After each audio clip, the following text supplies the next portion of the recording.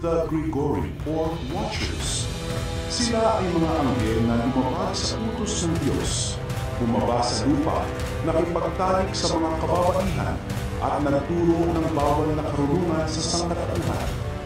Una, Senjaza o Shimihaza, leader. Gampani, leader ng 200 na hulog na anghel.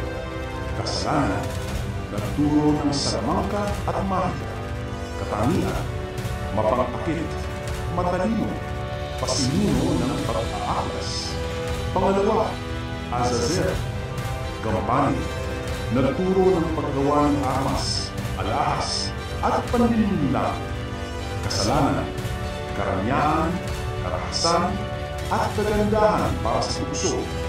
Parusa, ikinadena sa kadiliman hanggang sa araw ng pagbubuko. Katangian, mapag-impot, karahasan, at mapanlinlang.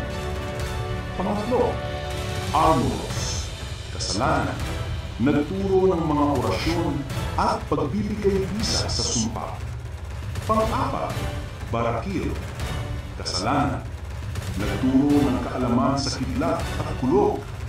Panglima, Kokabiel o Kokabiil, kasalanan, nagturo ng mga konstelasyon at bituin.